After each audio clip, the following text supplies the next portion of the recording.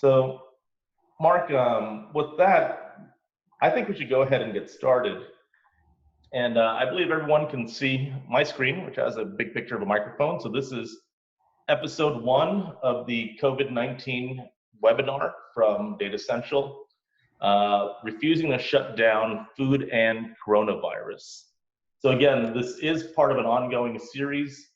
This will happen every week, every Friday at 2 p.m. Central. And the message is simple. Just invite everybody, all of your colleagues, all of your peers, people at your company, outside your company, anyone that could learn from the impact that COVID-19 is having on food service, and all other parts of the industry. Get them all in. I promise you there will be something new and insightful every single time. I wanted to also shout out our partners at IFMA, who helped us put this program together, and they're a fantastic organization to be working with. So if you aren't working with IFMA now, we would certainly highly recommend it. But most important, we just want to say thank you to you. It's Friday. You're probably insanely busy, scrambling like crazy right now to do all types of work you never even envisioned would have been, in existence a couple weeks ago. And you decided to spend some time with us to learn about what's going on. And we really appreciate it. The most precious thing we all have is time, and that you're spending some of that time with us means a ton. We're hoping that we do a good job of really putting that time to good use and teaching you some new things today. Okay, so I'd like to just start with a quick reminder of some of the resources that are already available to you today.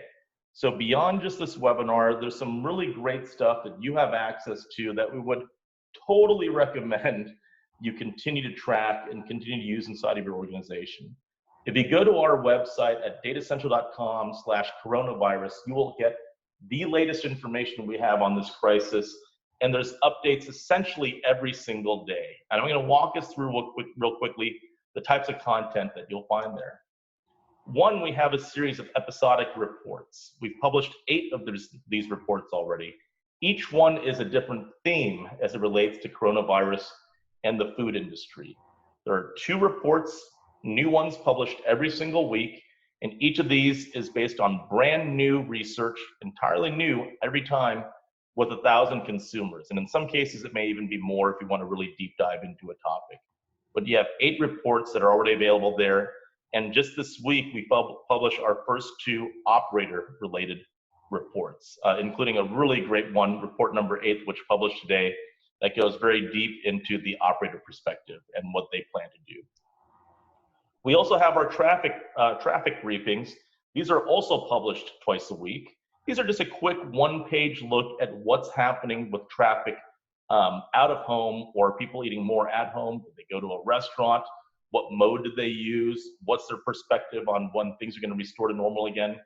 It's a great, easy one-page snapshot of what people are thinking up to this moment. You'll also find that there. And we have associated enhanced content too. We have a great interview series with Dr. Rosen. He is the prominent food psychologist talking about the psychology of a pandemic.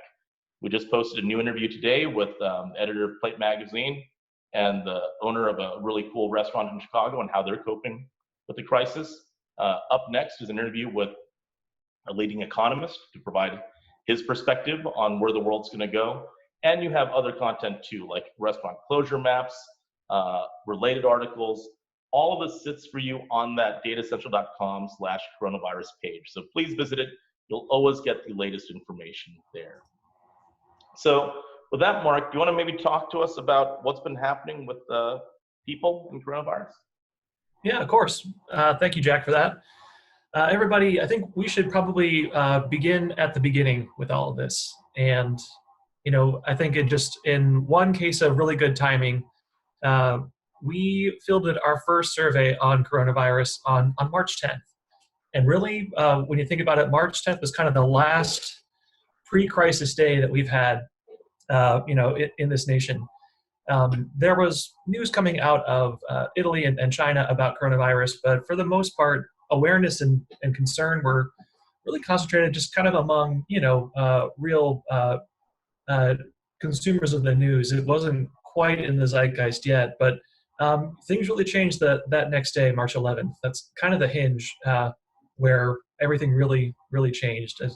As Jack can show you in this next slide, a lot of things really started happening that day. The big one is that that's when the World Health Organization actually declared a global pandemic for coronavirus. But there were ways that kind of non-news junkies really started to be aware of this too on that day. That night I got text messages from my in-laws that just said, "No, not Tom Hanks." And then on my Twitter feed, it's more than half, Cavs content.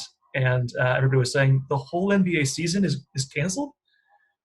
So this is really where things started to turn, and it just sort of affected more and more each day. So the hospitality industry starts with a response. We see, Walt Disney World closing for the first time since World War II. And then by Friday the 13th, that's when the White House declared a national emergency. So concern with coronavirus really starts rising steeply, and it kind of just got more intense from there. Over that weekend is where we saw a lot of the coastal states being hit hardest by coronavirus really start taking the lead on things like social distancing and sheltering in place, kind of out in front of the federal response. And Ohio and Illinois were part of that too, but it really began in places where there were more confirmed cases of coronavirus. But by that Monday, we see the Dow have its biggest drop since the financial crisis. That next Tuesday, St. Patrick's Day, is when the Bay Area goes complete shelter in place. We surveyed that next day, and from there we really saw an elevated level of concern that lasted for a period of about 10 days. I mean, we thought that things might be kind of starting to level off, but this just kind of shows you what new news can do. So by that March 29th fielding, a few days before that, the CARES Act had passed Congress and been signed into law by President Trump. But between the signing of that relief bill and the next time that we surveyed, which was this past Wednesday, 2 days ago, that Tuesday was the day that we had that coronavirus task force briefing from the White House, and it was incredibly unsettling. The projections between 100,000 up to 250,000 deaths, possibly, millions of cases. This was confirmed from Dr. Fauci, who is a very trusted source on this sort of thing. It really elevates the level of concern here, and that's something that we really can't control. So the question then is what this does for restaurants. So I want to take a look at the same data and then overlay it with a different piece of information. So here's that same line, being very concerned personally about coronavirus for your health, for instance. And we had the acceleration up through March 18th, the flattening through March 29th, and then another steep rise beginning in just the last couple of days. So that's, are you very concerned personally about coronavirus? Here's another line, which is, are you definitely avoiding eating out? And it's really quite interesting. You go all the way back to March 10th. Like March 11th, as Mark said, was really sort of that D-Day when it became very real for a lot of people. But if you go back to that period of time, at March 10th, the day before, and even a couple days later, people weren't really thinking, okay, this is going to stop my restaurant visitation, right? It started inching up a bit. Then it started accelerating very, very quickly. And what's really interesting is when things flattened for overall concern on March 18th, the yellow line, they continued to accelerate for many more days around this notion of, are you definitely avoiding eating out? It keeps going up, up, up, and up, and it has since flattened from March 25th until today. The big question is, will we see an increase in personal concern because people are getting more scared about what this might mean for their health or their chance of exposure? And will that carry over into yet another spike in the avoidance of eating out? It's hard to tell for sure, but the fact that we haven't seen a bump yet in the avoid eating out number on April 1st leads us to believe right now that perhaps that line has flattened. But we will know more next week as the next round of data rolls in. This is really remarkable. I mean, this one event is like no other in that what people are thinking in a way that affects our industry or any industry so broadly is so inextricably tied to the daily news. That's what makes a lot of this very, very hard to predict, because you don't know what the next thing around the corner is going to be. And it's also why you have to track this extremely frequently to have a real bead on what's going to happen next. So here are the stats today. 67% of people say they definitely avoid eating out now. That's a 47% jump since March 10th. So this is a big chunk of the overwhelming majority of consumers in America saying, I am just, not only am I nervous about this, I'm going beyond that. I'm definitely avoiding this activity. What's really fascinating, though, is how this information or how these trends map over time and by the type of consumer. So March 10th is the blue line over here. And this is, again, the percentage of folks who say, I'm definitely avoiding eating out.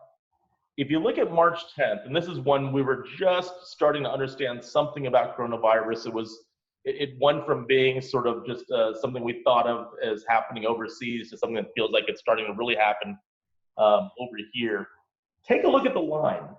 Look at where you have increases, right? The biggest numbers are for people that are married, millennials, and households with kids, right? So this was a family proposition initially. It was the families that said, okay, this is the thing that is going to impact us the most. Look at what has happened since then. Obviously, all the numbers have increased. And by the time we get to April 1st, just 2 days ago, what's the highest number now? It's not families or those with kids anymore.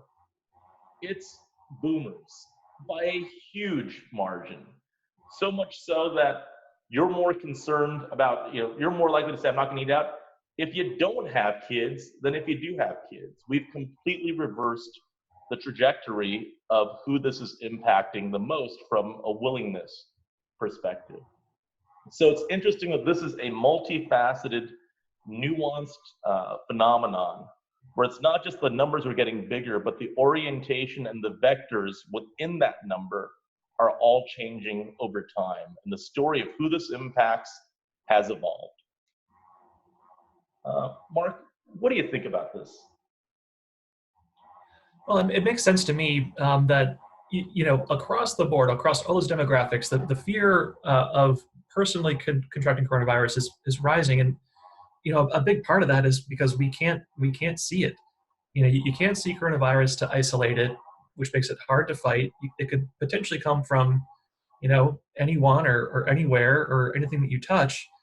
And so that's a big reason why we don't quite know how to fight it yet. And we really can't see where it's going.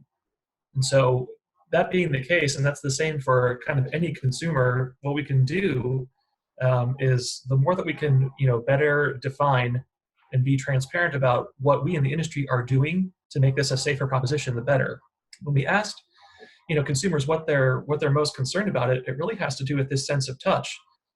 What they're avoiding most is kind of touching something that anybody else could really come in contact with. And, most often you think about, eating surfaces like tables and counters, but, that's also things like, utensils at a self-serve bar, or just the utensils that you would use to eat.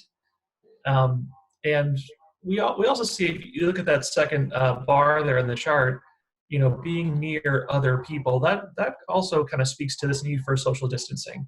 It's still a concern, and from my own experience, I could tell you, I went, into a casual dining restaurant a couple days ago to pick up a to-go order that I ordered ahead of time, but I was still kind of, I was practically sitting on the bar to kind of maintain distance from other people because the takeout area was kind of crowded.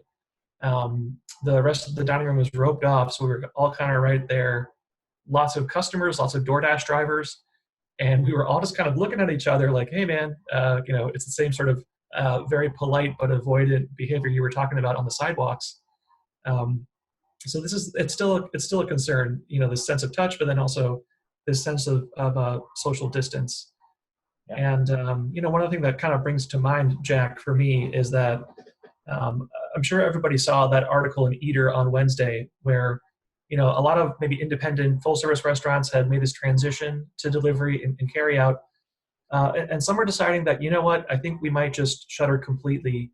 And the reason why was out of wanting to protect their staff, helping their staff maintain social distance, and and basically kind of close down for the moment until everybody's able to open up the dining rooms again.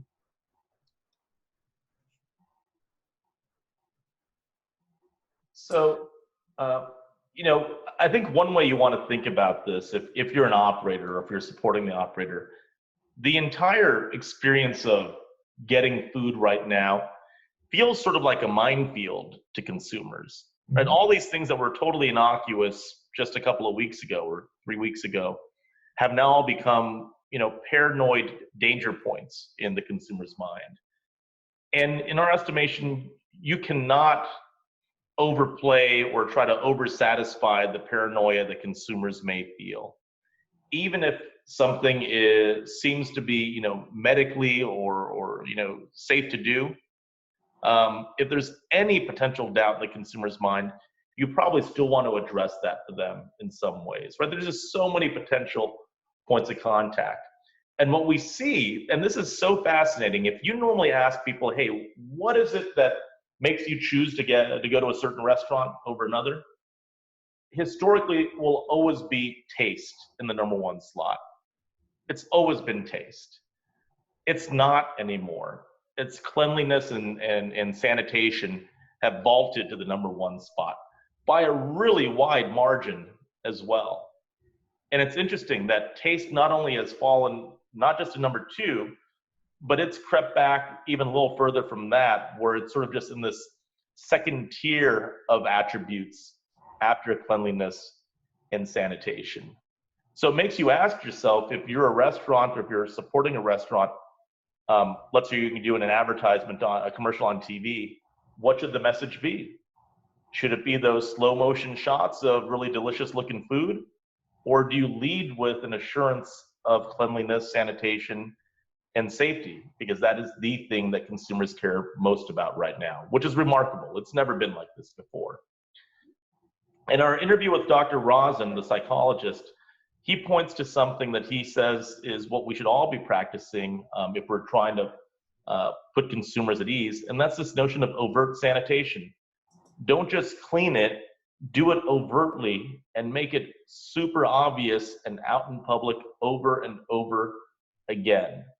This is the thing that will really help put consumers at ease. Go overboard if need be. So,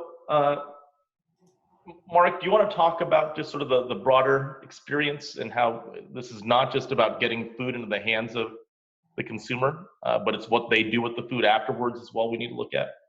Yeah, a couple weeks ago, we got a chance to field this research, and it was interesting because we were asking, folks what their kind of new overt sanitation cleanliness habits were, now that this is top of mind. And at this point, when we fielded the research, I want to say, probably more than half the states had been certainly closed their dining rooms, and a lot of them were put under, a shelter-in-place order. And so it did kind of, I think, change a lot of habits that people tend to have when they are eating restaurant food brought into the home. Certainly, we're all washing our hands a lot more and wiping down surfaces, but I was pretty surprised that people are wiping down and disinfecting their containers before they open them. That's something that really never occurred to me. It makes sense now, of course, in context of everything that's going on, but I'd never really thought about that before. So, but what it did say to us is that there are going to be, I think, a couple of opportunities for operators and their suppliers to kind of add a few extra little touches to kind of give you that extra 10% of ways to very clearly, overtly make this a safer proposition for people. And one thing would be providing sanitized wipes to aid in the disinfecting of surfaces or containers. Another thing is if you can, moving toward tamper-proof seals on your packaging, even if they're just little stickers that indicate if they're broken that it's been handled. That comes from kind of I think a general heightened food safety concern, but then we hear kind of anecdotally that folks are a little bit wary of a delivery proposition if they think that an Uber Eats driver or somebody might be stealing a fry or two from the bag when they drive from the restaurant to your house. So basically every part of this proposition and this process, it was always a convenient process before, and now there are just a couple of little extra steps at each point along the way where we could all use as consumers a little bit more reassurance. Yeah, if the restaurant, let's say, or the operation itself is like a minefield, the delivery order you just got or the pickup order you just got is almost like a live hand grenade. There's still so many things that the consumer is going to have to interact with. If you're an operator, you might think, okay, I got the food to the consumer, my job is done. For the consumer, there's all sorts of, craziness they have to deal with before they can actually get that food into their mouth.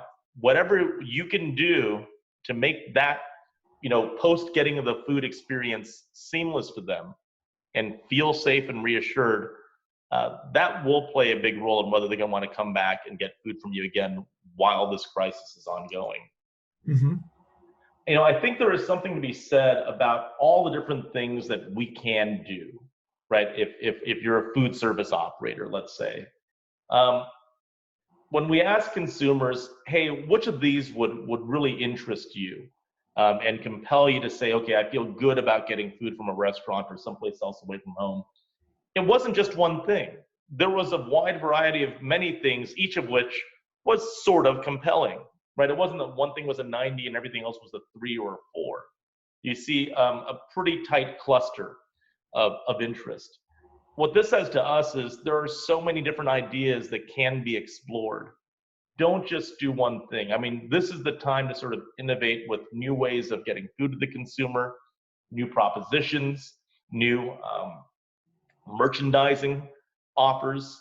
We should be trying all of that stuff. And I would hope that we would share some of this information when we discover something that really does work. If you're in food service right now, if you're a restaurant, your competition is not other restaurants. Your competition is that consumer's own home right now. And the opposite is true as well. So try different things. We're in a period of aggressive adaptation and innovation towards new ways of doing things. And that, frankly, is a good thing. So, Mark, tell us about some of the changes consumers have made since this crisis began. It's funny. We were asking folks about what their new routines are now that we're a couple of weeks into the coronavirus crisis. They're probably home a lot more. If they are working from home or their kids are home and they have to kind of handle that.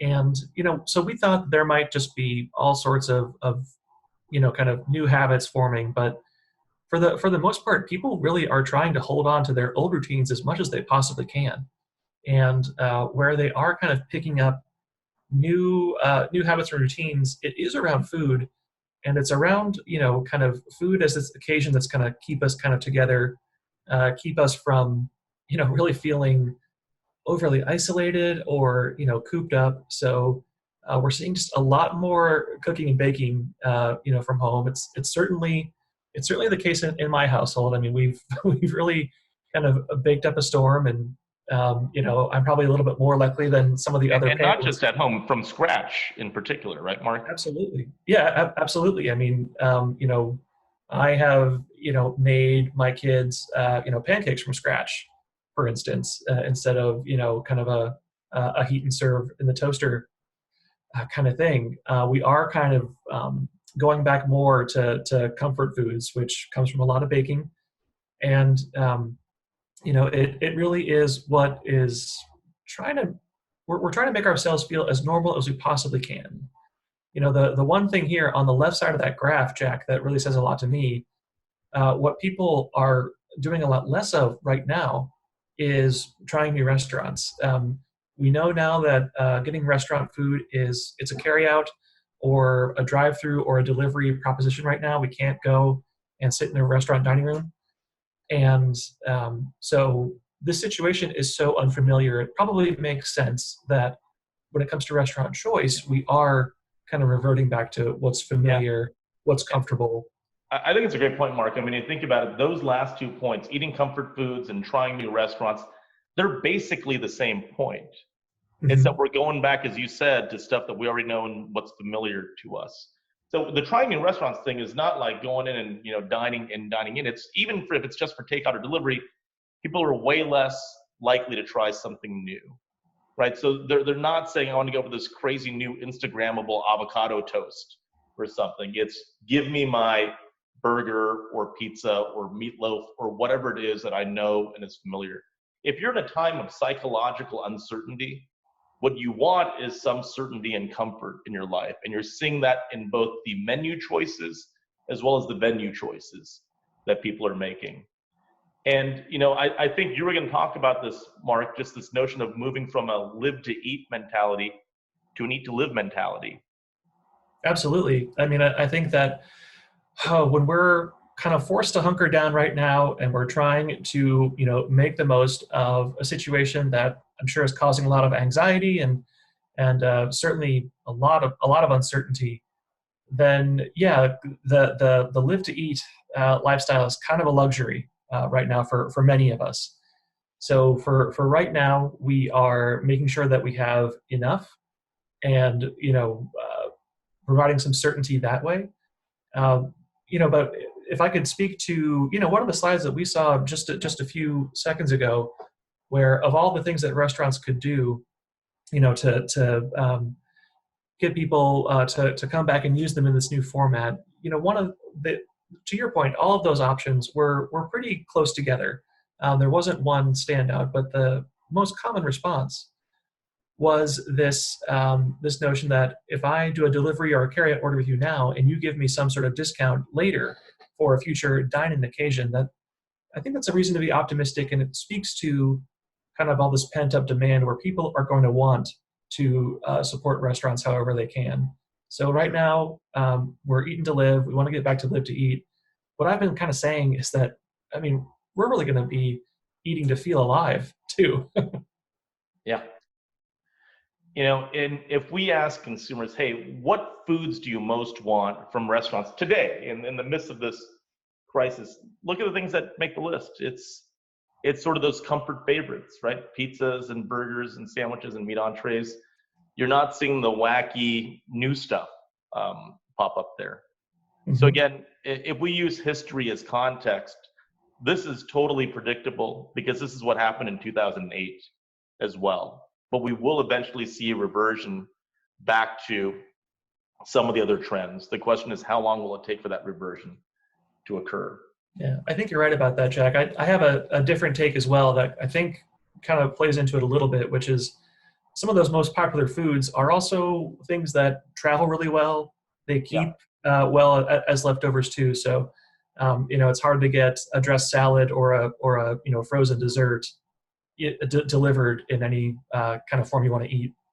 Yeah, I thought this is sort of interesting. This comes from the traffic briefs that we publish twice a week.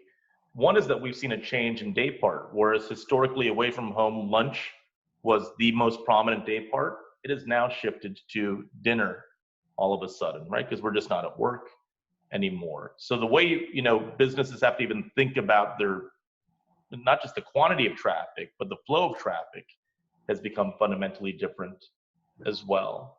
Was there anything else you wanted to touch on this page before I move forward, Mark? Yeah, Jack, look just below that at the distribution of where this traffic is coming from. Predictably, there's almost none dine-in. There are very few restaurant dining rooms still open, but order ahead is huge right now. That's a pretty significant matter of growth. It's even more popular right now than just ordering to go from the restaurant. Yeah, it's rather amazing. Here's another interesting data point, which is you ask people, hey, what types of restaurants do you want to support today? The overwhelming majority, 69%, say, I want to support the independent restaurant more so than the chain. Right? Makes sense. Then you ask, well, where did you actually go when you got food during this crisis? And it's exactly the opposite. They're saying, I'm going mostly to chain restaurants. In fact, they're going more to chain restaurants now as a percentage of their total trips than they did pre-coronavirus, even though they really want to support the independent restaurant more. A lot of this is just, functional pragmatism, that chains are more likely to have things like drive-throughs or to have an order ahead, system already built into their app. But I think the more important piece here is that people want to support the independent, but they're not really able to do it in the way that they want with the available options that they have currently. There is a major lesson here for chains as well, which is, can we tap into that underlying desire to support independent restaurants, which I think, if you go a little deeper, is really more an underlying desire to support your local community, right? If you're a chain restaurant, can you show that you are playing a role in supporting your local community as well?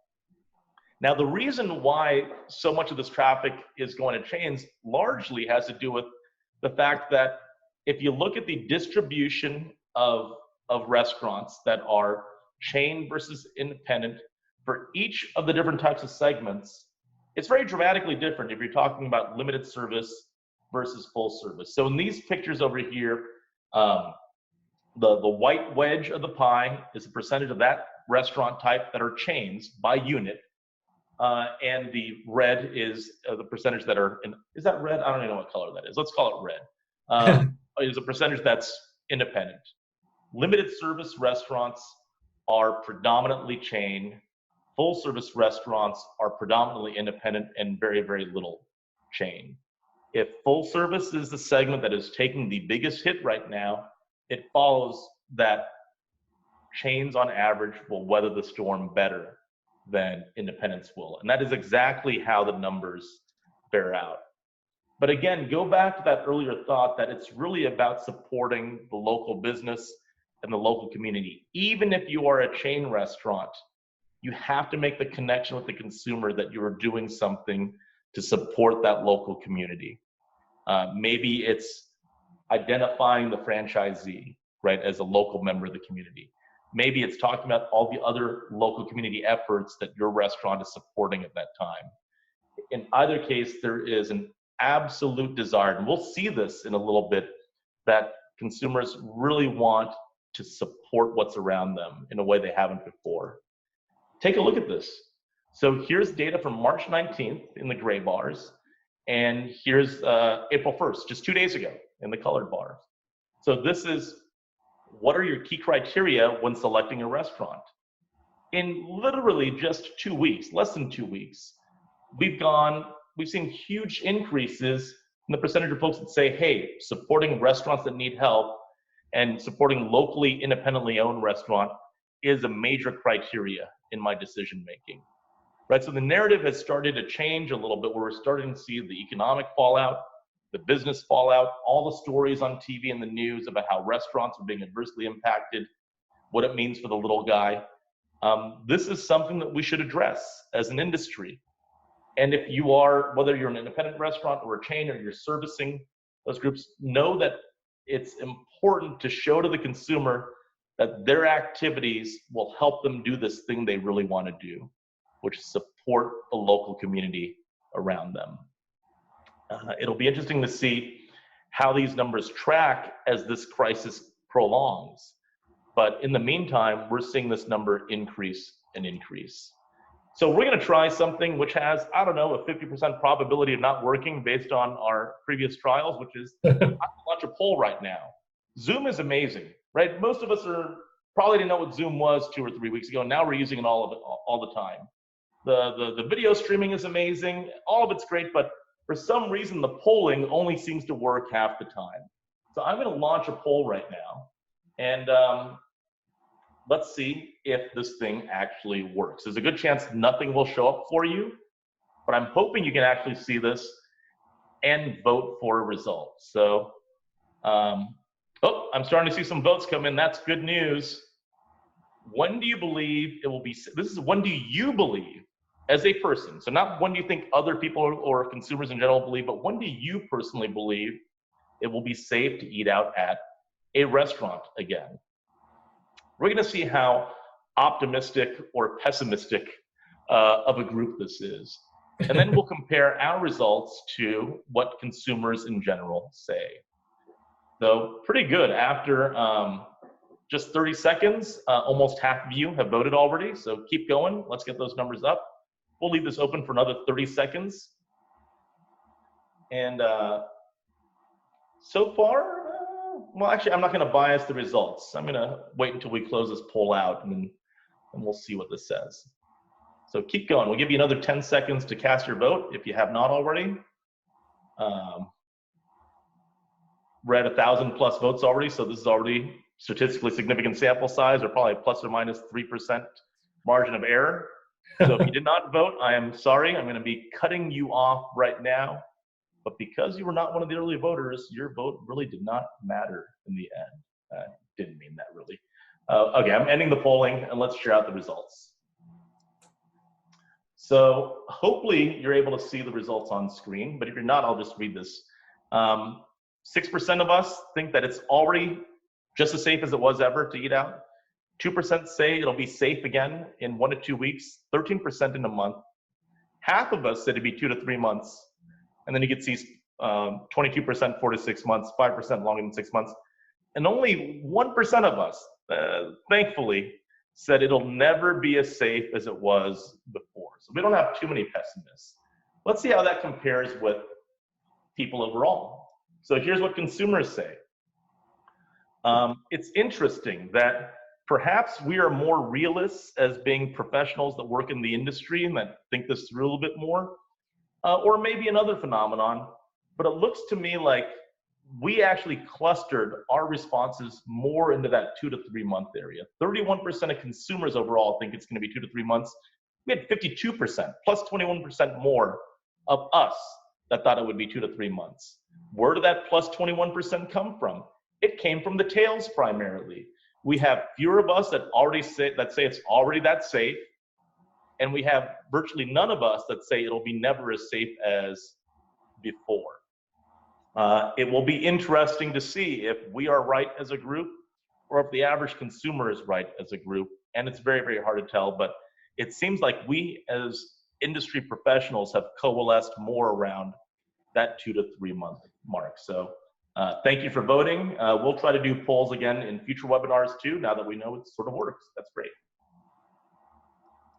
Okay, so we want to talk about the operator perspective. So this week we published some operator research as part of the free ongoing information we provide. And I did want to just spend a moment to tell you about what's on that coronavirus page and how you can use it.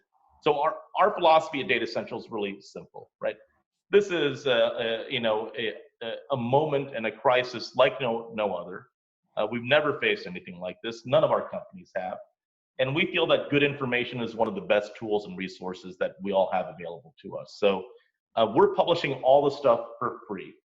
Datassential is fully funding all of this research itself, and our only message to you is use it and share the heck out of it. The more companies have their hands on it and can make better quality decisions, the faster as an industry we all pull out of this in a really, really great way. So please visit the page, use the resources, share the resources.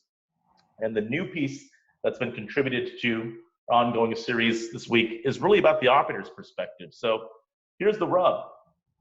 It's not just a punch to the gut. It is a full-on, fist to the face. Food service as a whole is reporting that business is down about 65% across segments. This is what the total looks like. Restaurants, hotels, hospitals, you name it, the average across segments is about 65%. Now, you can imagine that it is not the same in every segment, that there's a pretty wide diversity of what those numbers look like. Here's what it looks like by segment. So, what do we see here? Well, one, healthcare is doing not so bad, as you can imagine. But if you look at some of these other segments, the numbers are staggering, right? C&U down 85%, K through 12 down 71%, B&I and lodging down almost 80% apiece. And then to the right of the chart, you have all the restaurants. And as you can see, and I think we all know this instinctively, full service restaurants are taking it on the chin, way worse than limited service restaurants are. Limited service restaurants between QSR and fast casual, together they're down maybe 46, 47% or so. But full service restaurants are down like 75%. So that's sort of the landscape right now. It's pretty segment dependent, but across the board, it's been fairly brutal. 55% of full service restaurants report to us that their businesses declined at least 80%. This is even after the impact or potential pickups they might get from delivery and carry out. Net revenues are down 80%, as reported by more than 55% of full service restaurants. And if you take a look across all segments in food service, this is who's open and what they're doing. So about 5% of places are totally open, including the ability to dine in there. Well, and you might be saying, well, that doesn't make any sense. Almost all these dining rooms are closed. Yes, they are almost all closed for restaurants, but there's some other places where you could actually still eat there nearby. 65% have switched to delivery and takeout only, and 30% are just shuttered right now. And we'll see how long they stay that way. Take a look at those same numbers, but broken out by major segment. Limited service restaurants, full service restaurants, and then what we call on-site. These are schools, hospitals, hotels, all the places that basically aren't a restaurant that have on-site food service. So completely open, well, basically no restaurants are in that group. It's almost all on-site that's driving that number. And then you can look at limited service restaurants and full service restaurants. The vast majority are takeout delivery only, as you might imagine. And about a third of full service restaurants have closed completely. And about 35% of on-site places have shuttered completely, largely because that broader institution has just been closed down for now. And here are some of the numbers regarding staff. 63% of places have already cut staff. Already done, not planned to, already done. And on average, about 45% of food service staff has already been laid off or furloughed. So that's about 7 million people right there. So if you think about the unemployment figures that continue to come out, and the reports that we might get to 20%, 30%, or maybe even 40% unemployment. And first it was 3 million new claims, then 6.6 million claims. Food service alone, just from what's already happened, is about 7 million people plus. So these are very, very big numbers, and the impact for the broader economy is really quite staggering. This is the percentage of operations that have cut at least some of their staff already. These numbers are huge. They're basically approaching 100% in some segments. Fine dining, 96% have cut some staff already. Family dining, mid-scale restaurants, 91% have already cut staff. 84% of casual dining places. Healthcare, obviously, not nearly as much. But there is significant pain for the end worker virtually across the board right now. So that was pretty dark, but I think there is some reason to be very optimistic too, because look, if you are that operator and you have all this pressure on you right now, and you're thinking you're on survival mode, maybe you only had 1 month's cash pre-coronavirus, and you have all these forces bearing down on you, and you're then asked the question, what do you think is going to happen? Are you going to make it through this? It would be very easy to go to a very dark place in your mind and say, you know what, we're done. But that's actually not what we hear, right? So 13% say, I'm really nervous that we're just not going to survive. And that's totally understandable. 65% say, I'm worried, but I'm pretty confident that we're going to make it through this. And then you have the 22% of real optimists that say, I'm cautiously optimistic, and when all this is said and done, we're going to emerge from this stronger.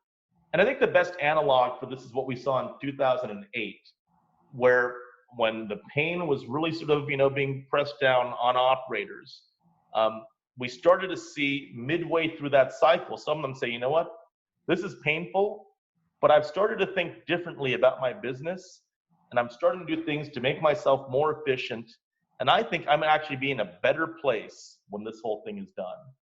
The interesting thing now is because coronavirus has compressed all of these events into such a short time window, we're seeing that same dynamic play out, but instead of taking 7-8 months for that sentiment to arise, we're seeing it now already, where 1/4 of operators say we're going to be better off when this whole thing is done. And I think that is a very optimistic data point. So what do operators think? What's your outlook on business as it relates to coronavirus? When do you think it's going to get back to normal? So you can see the numbers right here. 26% say it's going to blow over in a month and a half. The vast majority say it's, well, not the vast majority, the slight majority say it's going to be 3 to 6 months and we'll be okay. And then you have about 1 in 8 operators say, you know what, we're going to enter a new normal that's going to last for years.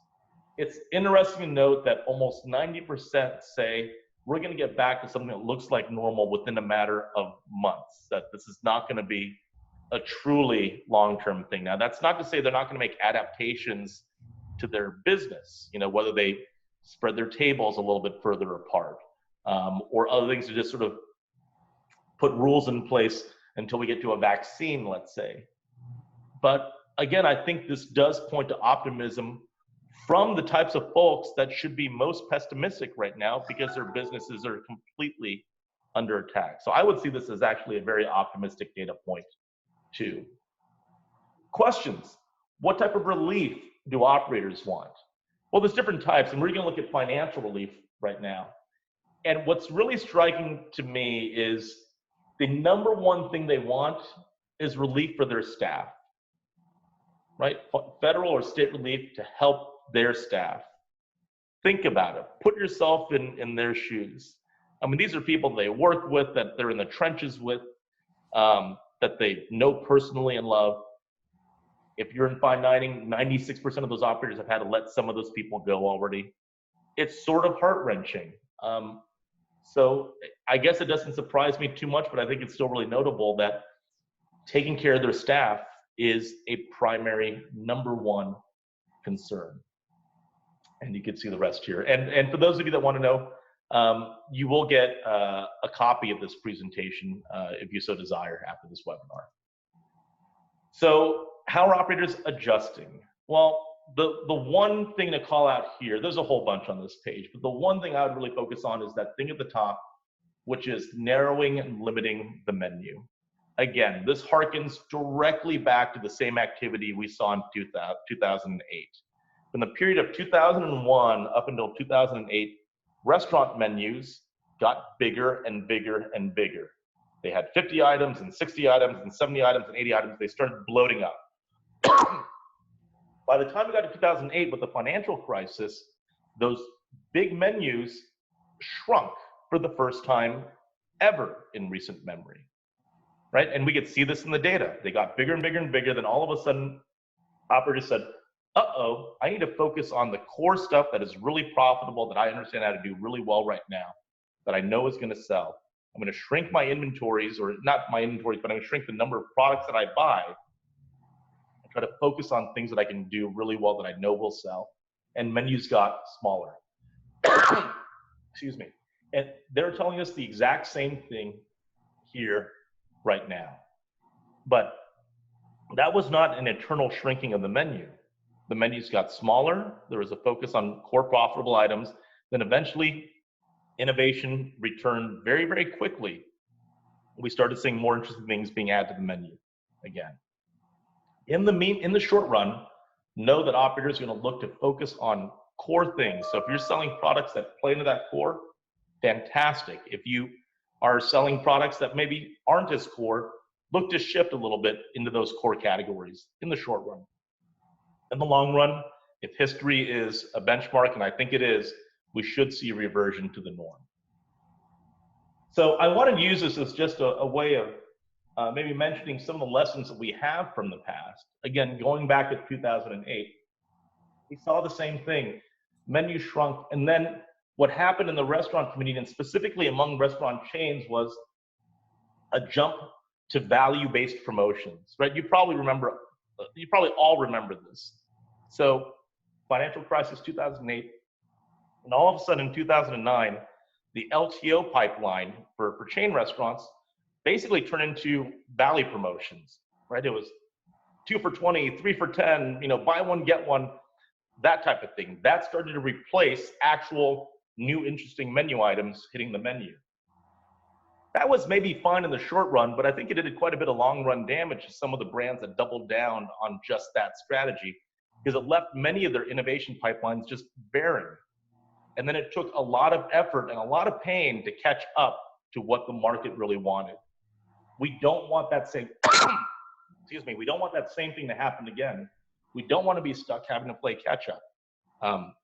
If we could leave you with one piece of advice, it's don't let the innovation pipeline go dry. The activities and behaviors we're seeing from consumers today are in response specifically to this event. And if history is a guide for us, there's no reason to think these will be perpetual shifts in behavior. People are not going to be wanting to eat meatloaf forever, right? So you want to make sure that you still have a robust innovation pipeline, or it will be a really painful long-term game of playing catch-up. So let's get some ideas into the pipe. So quick review of some of the things we talked about today. One, this notion of overt sanitation, just go overboard. It's fine. Even if it seems like overkill, consumers need that reassurance. Contactless all the way. Mark talked about how when the food gets to the consumer, that's not the end of the journey for them. They still have to put that food in their mouth somehow. They have to touch the bag and open the lid and do all these other things. Make it seamless and easy.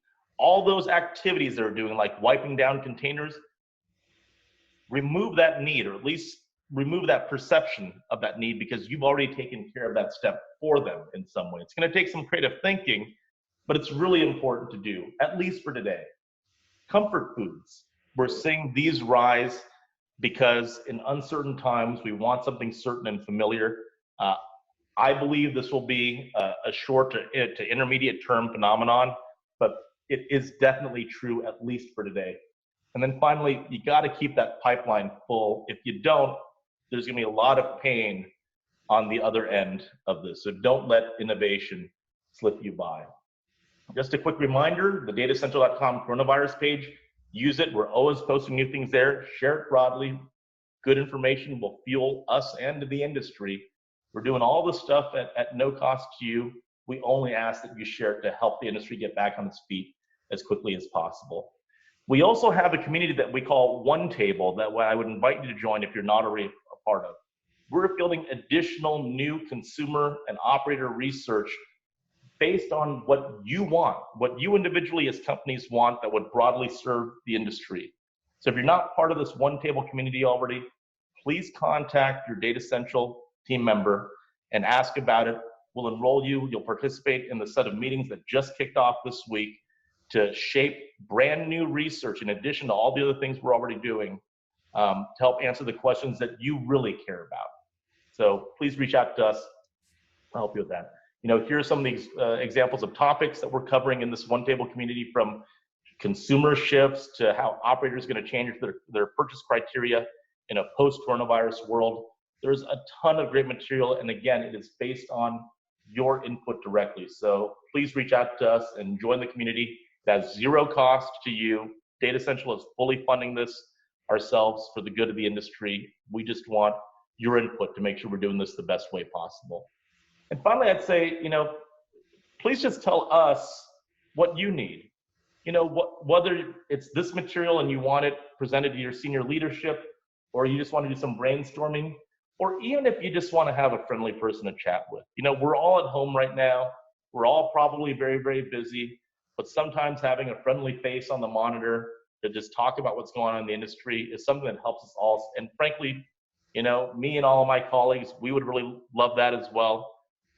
We don't see as many faces as we used to each day, and we'd love to just stay in contact with you. So tell us what you need, and we'll do our best to get it for you. And if you're not already working with Datassential, you can email Tito, that's tito@datassential.com, and he will help you get started. Finally, I wanted to just mention, this is an ongoing webinar series. This is the first of them, and we have our next webinar next Friday at 2 p.m. Central. The topic is extreme adaptation. I'm going to bring in Mike Costio and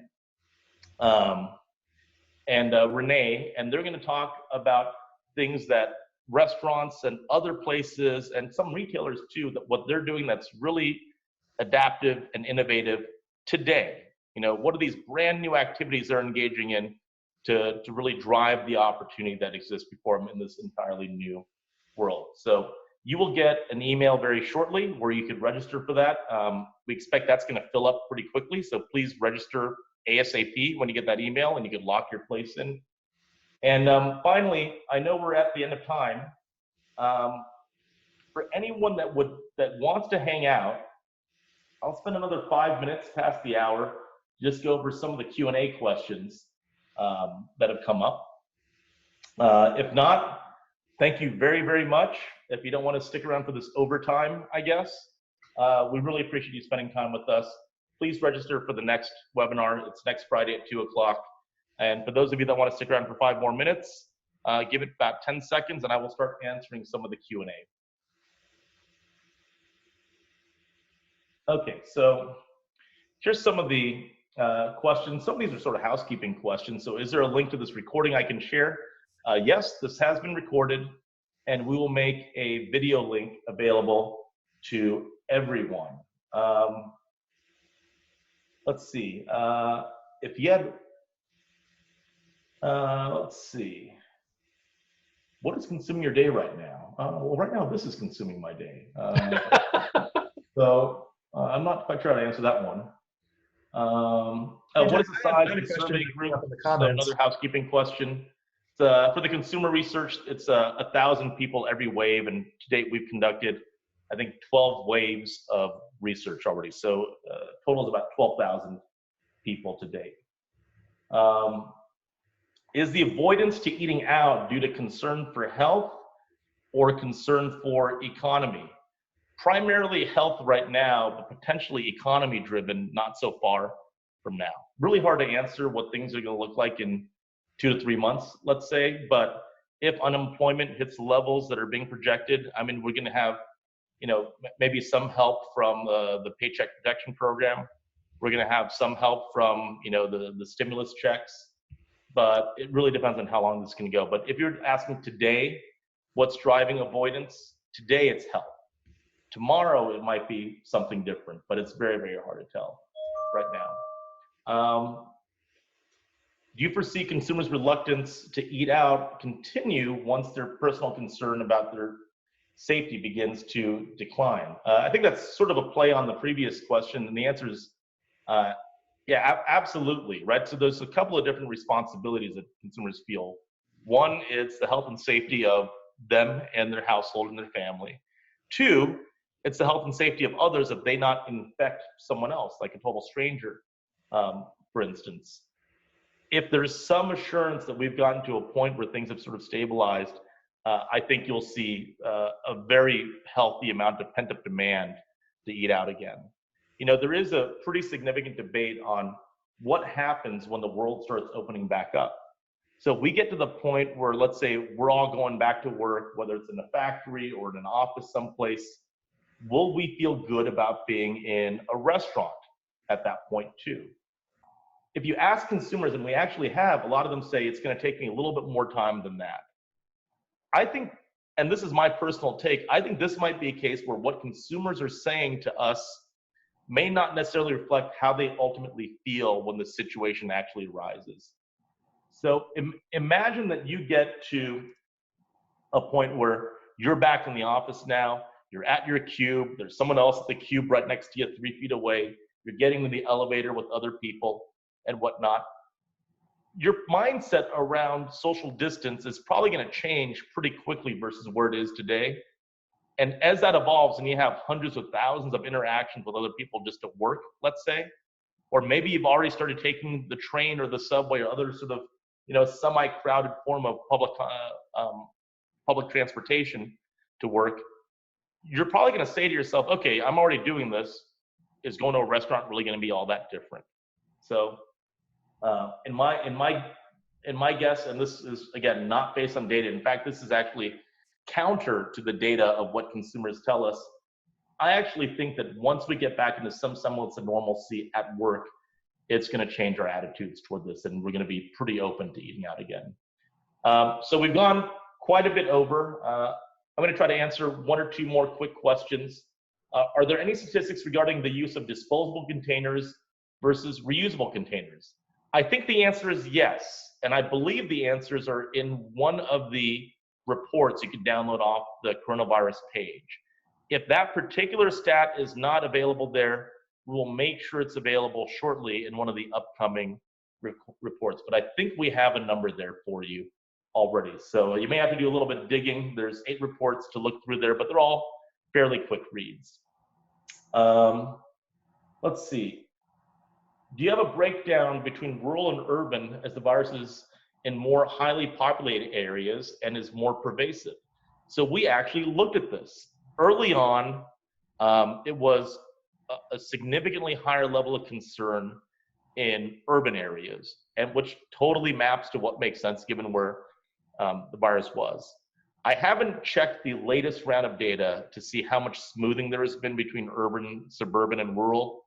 My guess is that you started to see it equalize a little bit more, but we will actually go and do that analysis for you, and we'll post it in perhaps a report next week. But you're definitely right that initially the numbers were significantly higher in urban areas.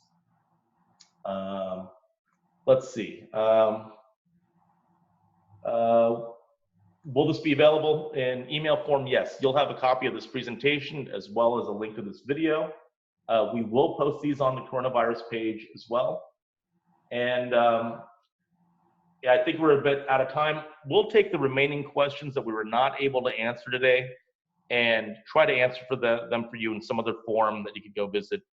Again, I know we're over on time. It's a precious commodity. It's Friday and on top of it, and it's probably a nice day where you are. So please accept our gratitude for attending. We will see you next week, 2 p.m. Friday. Thank you. Thanks, everybody.